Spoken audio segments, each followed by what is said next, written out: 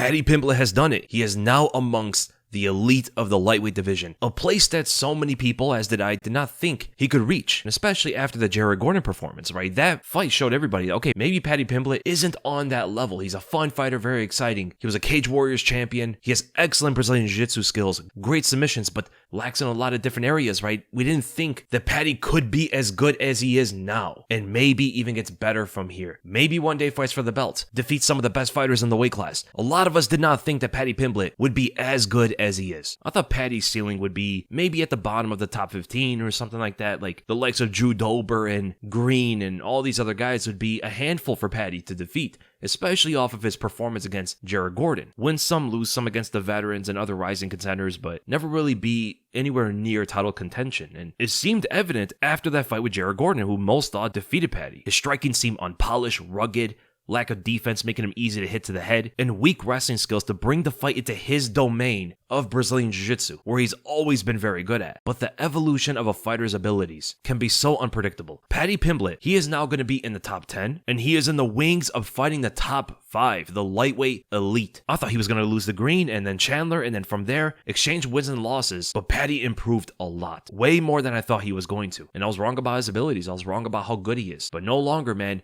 I see how good Paddy is now. His strong Brazilian Jiu-Jitsu skills have improved. He's not only polishing the rugged areas, but he's also making the most polished of his game even better. Great submissions, great transitions, scrambles, all of that stuff. He went for a flying triangle, which is a very risky move against someone like Chandler. I mean, Chandler's fought guys like Marcin Held and other great grapplers before, so Paddy still has that athletic submission game to his arsenal, but his wrestling is a lot better, which is so rare in the sport for a Brazilian Jiu-Jitsu fighter to focus on getting his wrestling better in what you would think would be a logical next step for these guys, but most focus primarily on striking over wrestling for some reason. Successfully wrestling Chandler to the ground and holding strong top positions that Chandler could not shake off, which is an amazing feat. And that combination of wrestling and jiu-jitsu is going to make Paddy such a formidable force in the lightweight division. And honestly, for most of them, like Brian Ortega and Glover Teixeira is one of the few that did it too. Ortega's now implementing more wrestling, but this late into his career is going to be tough. Paddy's already getting his wrestling up to par before he fights the top of the weight class. Ortega fought the featherweight elite before he worked on his wrestling. Paddy's doing the opposite. He's getting ready for those guys by being as well-rounded as he can be. And that goes into his striking as well. His striking's getting better, specifically his distance management more than anything else, to keep his opponent at range. And although Paddy still takes punches to the head sometimes, he ate a big shot from the powerhouse that is Michael Chandler, but ate it like a tic-tac.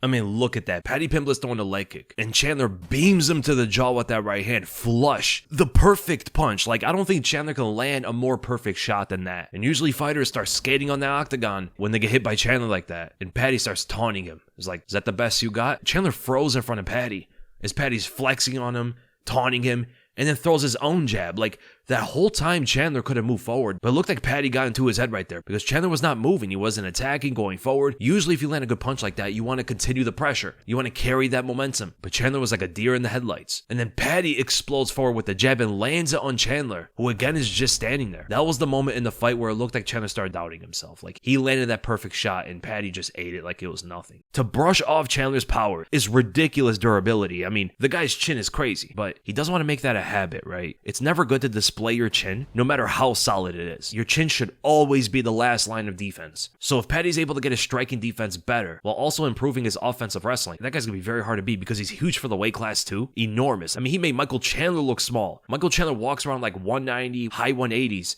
He made that guy look small, but he doesn't have to work as much on his defensive wrestling unless he's going up against Charles, right? Because Charles can hang on the ground with Paddy, or Islam Makhachev, and Arman Tsarukyan. Actually, yeah, maybe his defensive wrestling is going to be important, but maybe against Justin Gaethje, he doesn't really have to focus on that, and maybe against Max Holloway and some of these other guys, but okay, that's interesting. It's usually with Brazilian Jiu-Jitsu fighters that they don't have to really work too much on their takedown defense because who wants to take them down? But I guess in the lightweight division, it's different because some of these guys are very good grapplers as well as wrestlers, like Islam, Charles, and Arman.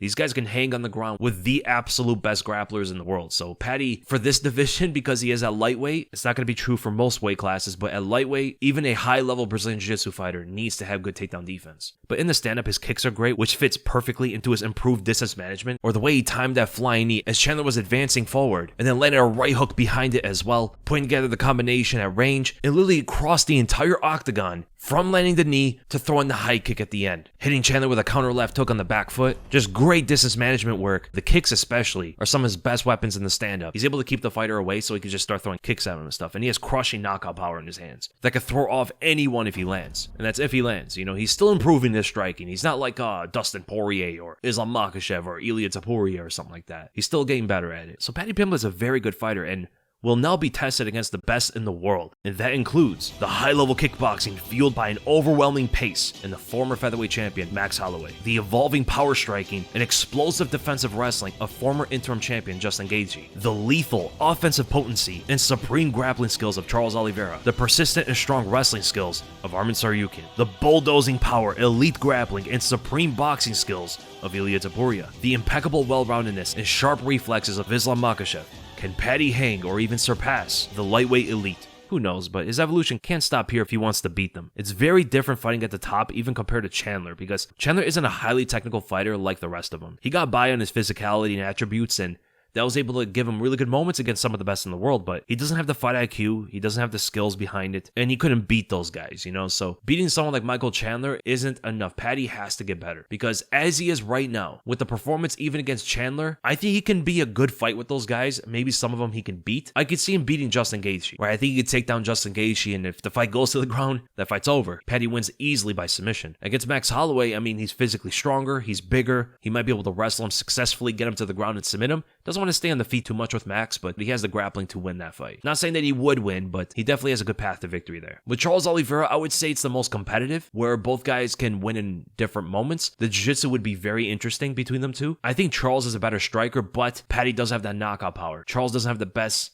defense either. I think Charles would win, but that would be an interesting fight. Now with Ilia, it's the kicks more than anything. It's gonna be tough for Ilia, but everywhere else, I think Ilia would win. Arman and Islam are the toughest fights because they're very good on the ground. They have very strong wrestling. Paddy's not gonna be able to get him to the ground. It's gonna be tough for Paddy to wrestle with those guys, right? The strike with Islam is tough, but he could land some shots on Arman. The only thing is, Arman can wrestle against the best in the world. Like, he was on the ground with Charles Oliveira and still technically won the fight. He was on the ground with Islam Makhachev. He doesn't deter because he's going up against some high-level Brazilian Jiu-Jitsu fighter, you know? So those are some interesting fights. Obviously, Islam is the toughest fight for Paddy. Then if you look at Dan Hooker and some of the other guys, I think Paddy beats them. But yeah, a lot of us underestimated Paddy Pimblett. No more. You know, he's a very good fighter. I get excited when I'm wrong on some of these fighters because I'm able to learn and understand of how good they actually are. He didn't just win the fight. There were certain aspects of that fight that were very impressive. I was mostly impressed with his wrestling. When we saw him take down Michael Chandler, hold top position, and it was so hard for Chandler to get up from the bottom, I'm like, okay, Paddy Pimblett is for real. Like, he has that kind of wrestling too now. That is going to be a difference maker in a lot of these fights because his grappling on the ground is insane. To get there was always a thing with a lot of these Brazilian Jiu-Jitsu guys, but seeing that performance, okay, maybe he could beat like another Glover Teixeira at lightweight or something, or Jacare Souza, like actual good Brazilian Jiu-Jitsu fighters who got better at wrestling and used it against the best in the world. So Paddy Pimblett, very, very good fighter. I can't wait until he fights those guys at the top, and should be really exciting. And who do you guys want to see him fight next? Justin Gaethje would be an excellent fight for him. So with Charles Oliveira, they could do Arman, but